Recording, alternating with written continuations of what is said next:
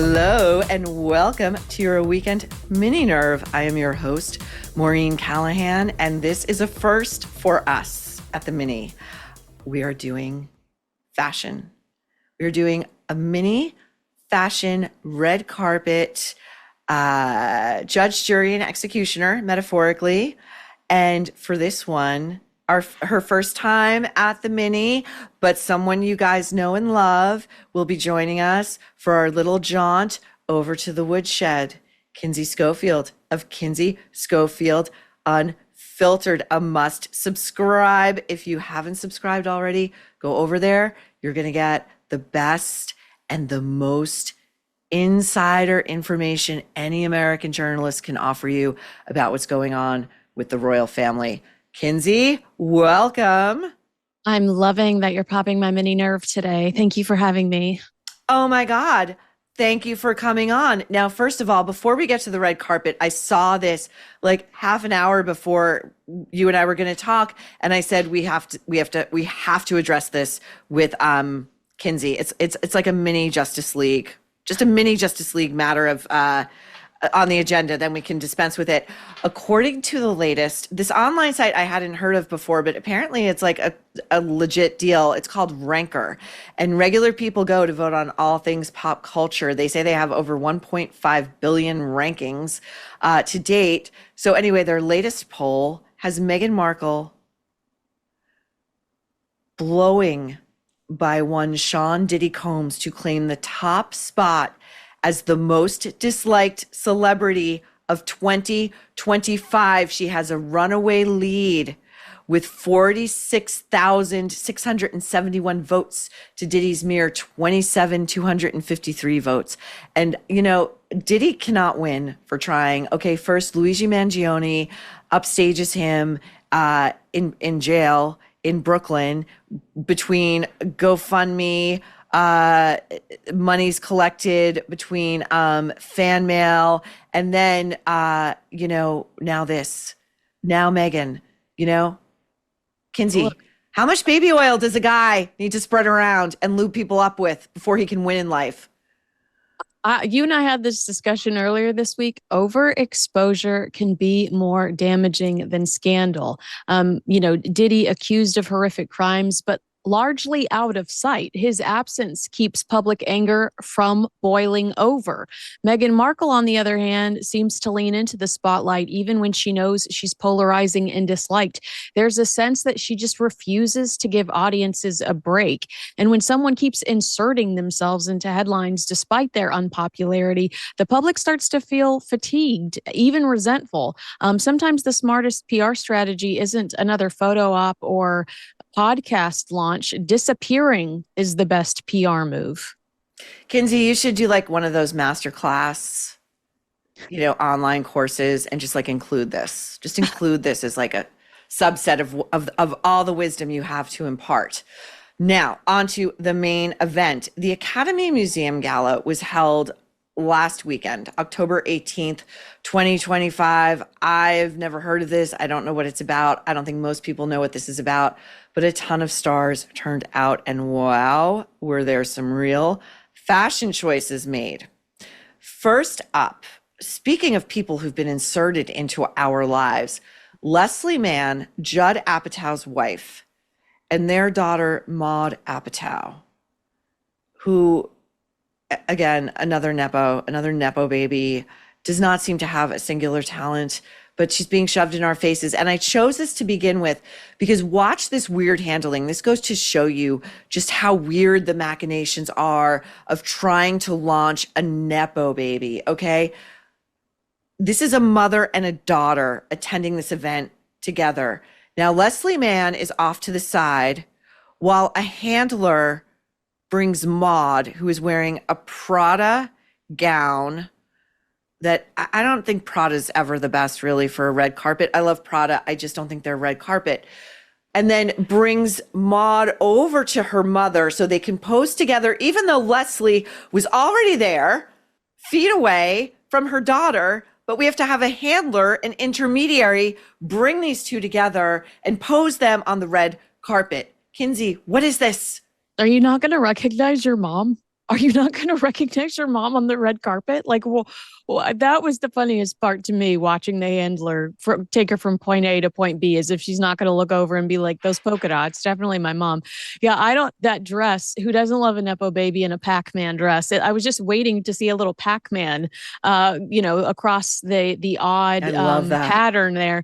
I loved Leslie Mann's outfit, though, the different patterns, the giant polka dots, the tiny polka dots. Maybe I'm a geriatric, but I'm living for what her mother's wearing, not so much what she decided to wear to this event. It's interesting though too, because their stylists sort of twinned them a bit, like they were thematically linked. The graphics on the gowns, Leslie got the polka dots, like the morning show kind of polka dots, that opening sequence for the morning show that they just won't kill, even though all of us hate it, the song, everything. And then there's Maude, like you said, in this like Pac-Man Tetris creation. And, they're just so naturally together, and they're just such a close mother-daughter duo, even though like they didn't walk together or her mother didn't go over and grab her. It's so effing strange. Okay, next up, look number 2. Which apparently was look number 1. Kim Kardashian showed up wearing Maison Margiela Fall 2025 Couture. And she gave an interview from underneath what looks just like pantyhose pulled over her face. She looks probably like one, if not all, of the robbers who broke into her suite in Paris and held her at gunpoint and stole all her jewelry. And she said she was completely traumatized by this. And now it looks like she's cosplaying as them. Here she is giving a little bit of an interview, and then you take it, Kinsey. Let's talk about the new, the underwear line, like the Merkins. Where did that come from? Yes, the Merkins. That was just a fun idea that that she's I now had. selling. There was a shoot and someone wanted to like have hair down there once, and I was like, couldn't this just be easy and have it on a thong? And so we made that happen. I had no idea that it would be That it sold a out. lot of reaction. This is and would ridiculous. sell This out whole in a thing is few ridiculous. minutes. We can stop her now. And by the way, yes, before I give it to you, Kinsey, I have to say, our producer Marlena has very bravely volunteered to product test this once the next run is available. Meghan Markle could take a lesson. You want to move merch? Kim K knows how. Anyway, what do you make of that outfit? Good Lord, Marlena. If this product ends up under my Christmas tree, I'm calling the police. But you're right. It's why Kim Kardashian stands out. It's the Hailey Bieber phone case. It's the Kim Kardashian pube panties. Like they are bringing us something we've never seen before. Mm-hmm. But there is a desperation still about Kim Kardashian with some of these antics. Like first of all, did you hear that her makeup artist flew across the country for this and was devastated when he saw her on the carpet covering up that makeup? Well, that guy Mario, who she says is her favorite makeup artist, and he's famous in the industry.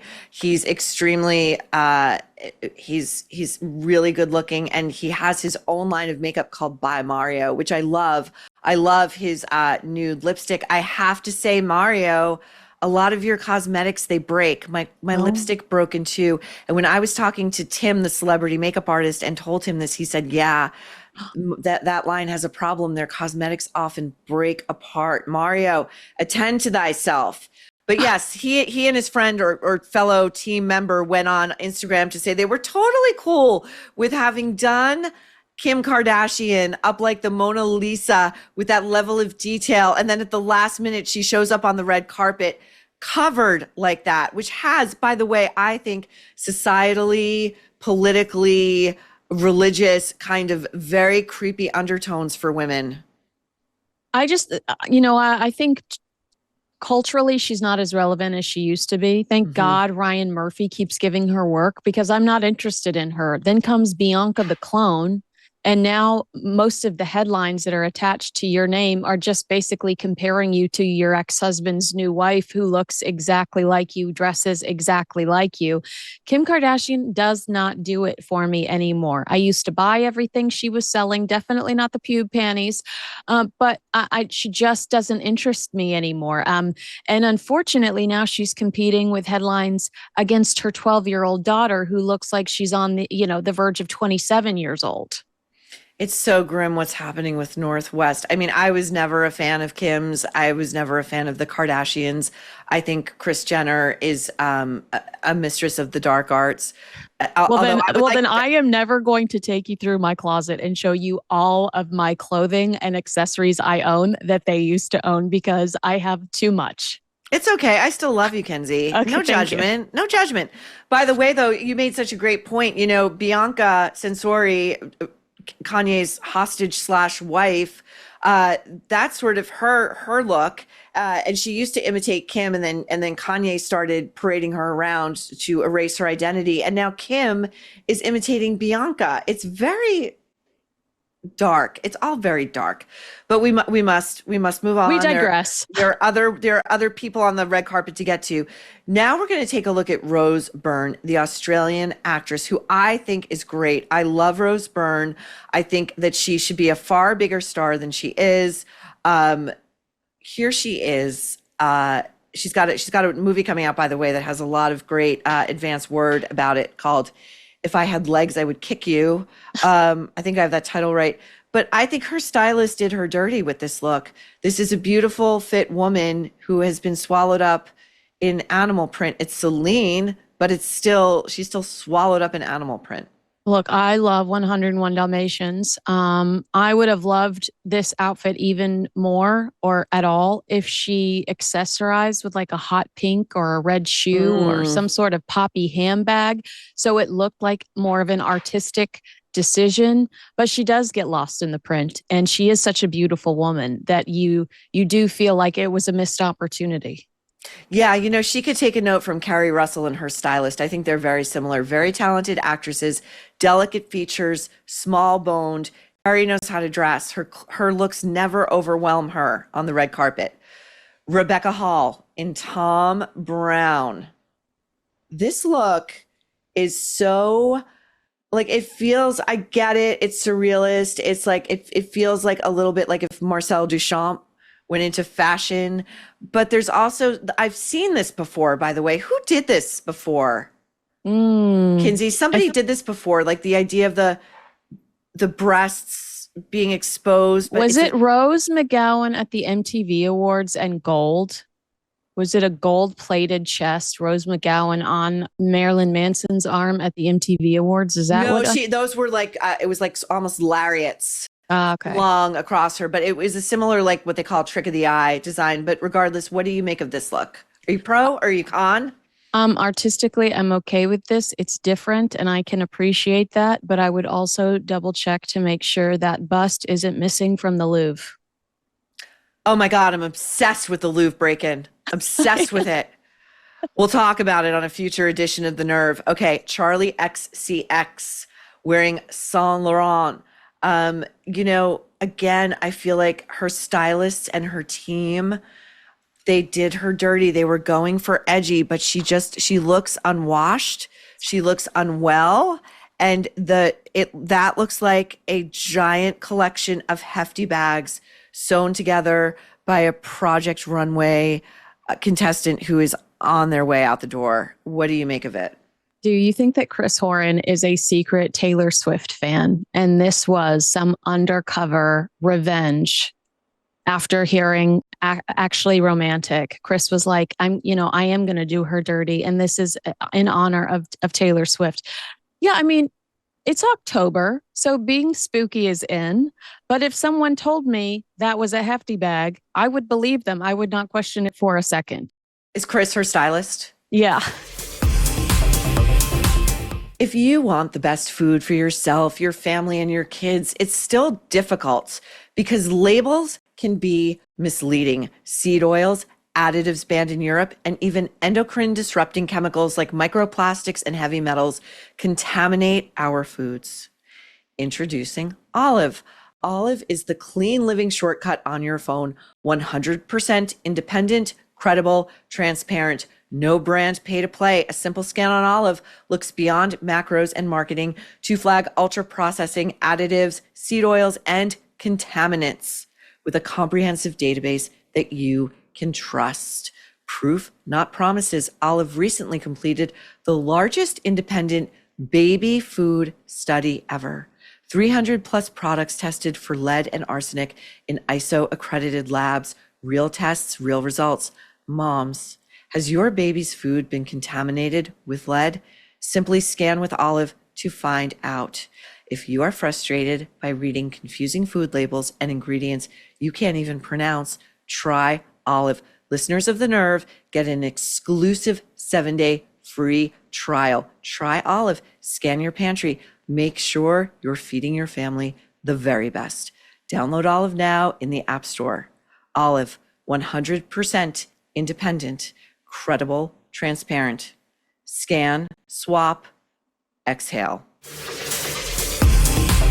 Sydney Sweeney. Sydney Sweeney looking like the movie star she is, looking like the cultural bombshell she is, leaning into old Hollywood glamour and showing off the cleavage. This is custom Armani Privé.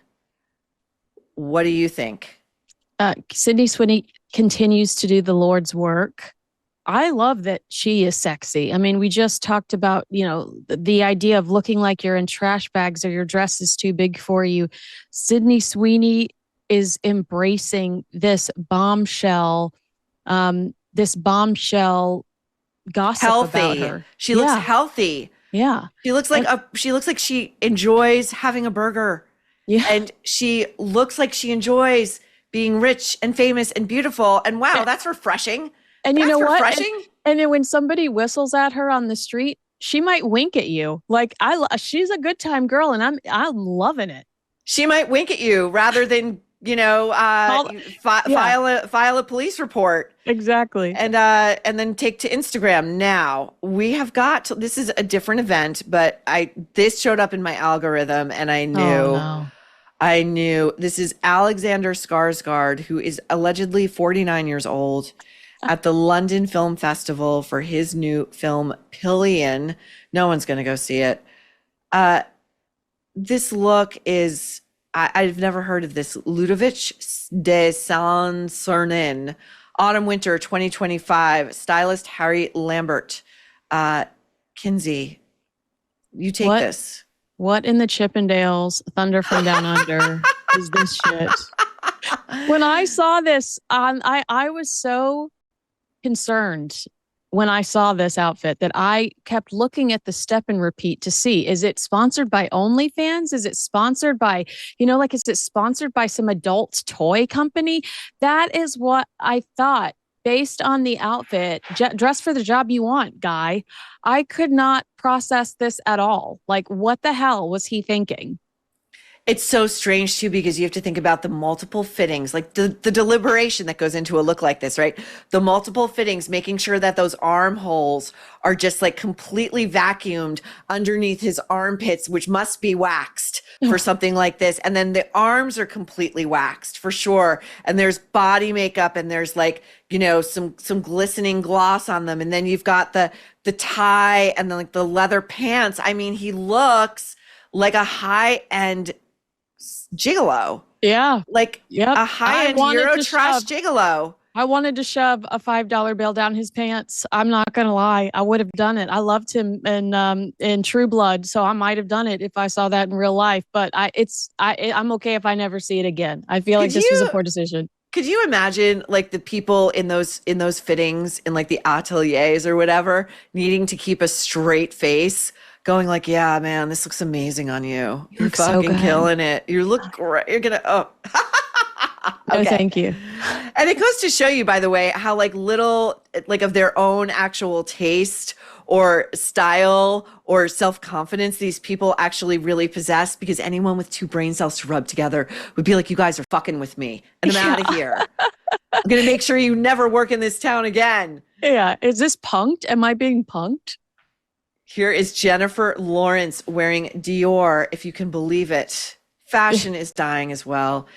To the premiere of her new movie, Die My Love. No one's going to see this in a theater, held at the Rome Film Festival. Oh my God. Kinsey, this looks like, again, like a schlubby, like you were cleaning out your dead grandmother's apartment. You found this at the bottom of her laundry. It's been nibbled at by the mice that have infested her house. There are no foundation garments anywhere. In fact, this looks like it is aggressively dragging both of her breasts rather down. And then it's on top of like this confection, and it's making her look enormous. Your thoughts? What a grim picture you just painted of you going through your grandma's trunk and putting this on while in mourning.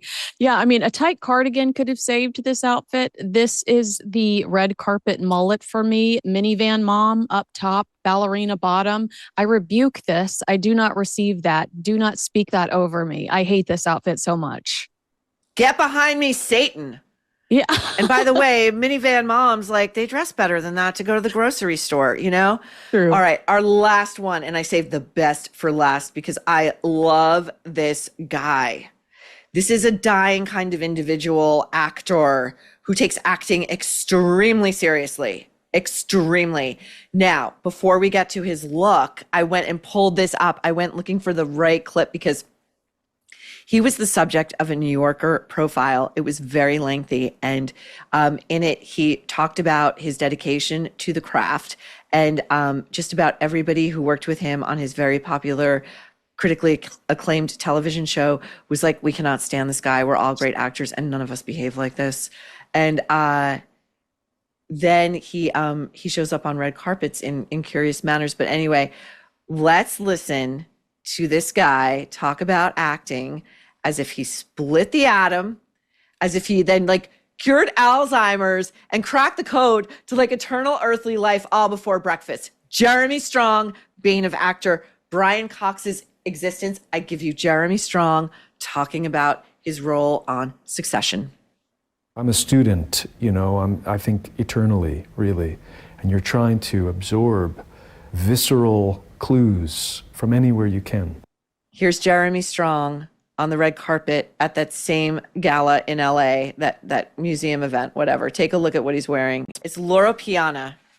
And the sunglasses are what does it for me. Like, oh, yeah. The black and the red sunglasses. This is a guy who thinks that he is like the actor's actor, the actor to die for. And when I see him show up at events like this, I not only think he's a clown, and by the way, in that New Yorker piece, he admitted that he doesn't know who he is. Like, there's nobody inside. And that's probably why he's a good actor, because he has no idea who he is, which explains exactly how he walks into showrooms and gets outfitted like that and told he looks good and he believes it and he poses with all that demented energy. I look effing great. And he looks insane. Look, if you have not watched Succession and you're watching us, just do yourself a favor. Jeremy Strong is more Kendall Roy than he wants us to know. He wore a bucket hat on a red carpet recently. Here he is method acting a literal red carpet. L to the OG. Logan Roy is rolling over in his grave. Spoiler alert. I think that he reminds me so much of Kendall Roy, the douchebag in him, the way that he is a chameleon and just will show up peacocking. It's unreal, but it's so magnificent to witness. And you know what it is too? I wanted to show a clip from Succession, but you can't because they're all paywalled at HBO Max. But it made me think, to your point, of the very first episode when we meet Kendall, Jeremy Strong's Kendall, and they're supposed to be modeled on the Murdoch boys. And James Murdoch, one of Rupert's kids for a time, had a hip hop label whose offices were in my former neighborhood of Williamsburg, Brooklyn.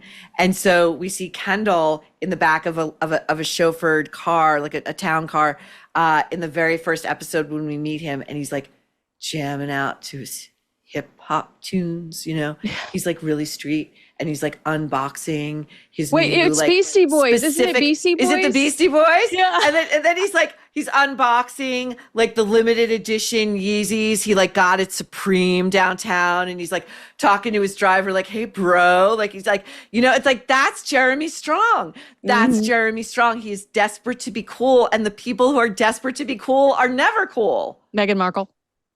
Do you think Meghan Markle thinks she's cool, even though she's like, I'm does. just a nerd? Oh, really? Yeah. Yes. What makes you say that? the way that she tells us stories and then pauses to wait for our reaction, like like when she's like Humphrey Yogurt, pause for reaction. She wants everybody to go like I think yeah. Oh. I always read that as like theater kid nerd energy. Like I can't stay away from puns and I know I'm not cool. So I'll just lean into being a nerd. But you could be right. And the last You don't pursue being an influencer unless you think you're cool. You're right. You're right. It goes, we just did this with Gwyneth on Friday's Nerve, her speaking to the BBC at Cannes Lion and saying, I didn't start my influencer business because I think I'm cool and people want to be like me. Like, yeah, you did. That's the exact impulse. And I'm going to tack this on. This is a little ad-libbing. We didn't plan this, but we will tack on Meghan rolling her luggage with her Longchamp bag with the DS Duchess of Sussex logo, which I, by the way, heard some troublemakers speculate also she was making a very ghoulish Diana Spencer reference with that monogram. Ooh. What are your thoughts about that? My body you said that and like I felt my heart fall in my body. And to me, that's absolutely right. I can see that. Just a reminder, Perry, I'm your dead mother incarnate. Love me. So yes, but that is it. Get over yourself. And I am hearing as this Prince Andrew story gets worse and worse, that Prince William as King William cannot wait to strip them and their children of their titles. Yes. We're having a party that day. Yes. We are going live. We are breaking news. We are breaking champagne bottles open. It is on. Kinsey, I love you. I love you so much. Thank you for joining us on today's Mini Nerve and giving us your special brand of fizz. It's great. Thank you. And that's it for today's Mini Nerve. We will be back here on Tuesday with a full Nerve and again on Wednesday for the Nerve at Night. And we have some great stuff planned for you guys in the lead up to our special Halloween Nerve. So there's still time to send us your stories of experiences, paranormal, supernatural, otherworldly, what have you. Email us. And a friendly reminder, check out the Nerve Substack at thenerveshow.substack.com. Number one among rising cultural newsletters. Thank you, troublemakers. Thank you for joining us today as well for another group catharsis. And we eagerly await the moment a King William does that stripping. We cannot wait. We will see you back here on Tuesday at The Nerve, where you will never guess what we're about to say next. We all want to make healthy choices, especially when it comes to snacking, but sometimes you just want the chips. Now, there's a way to have both. Introducing Vandy Crisps, a healthy alternative to regular chips. What sets them apart? No seed oils. Vandy is made with 3 simple ingredients: heirloom tomatoes, sea salt, and 100% grass-fed beef tallow. That tallow is packed with nutrients for your skin, brain, and hormones, unlike seed oils, which studies have linked to inflammation and metabolic issues. Plus, Vandy Crisps taste great and will leave you feeling satisfied and energized. No bloating, no sluggishness. If you are ready to give Vandy a try, go to vandycrisps.com/Maureen and use code Maureen for 25% off your first order. That's vandycrisps.com/Maureen and code Maureen for 25% off your first order. And if you don't feel like ordering online and prefer to shop in person, great. Vandy is now available nationwide at your local Sprouts supermarket. So stop by and pick up a bag before they're all gone.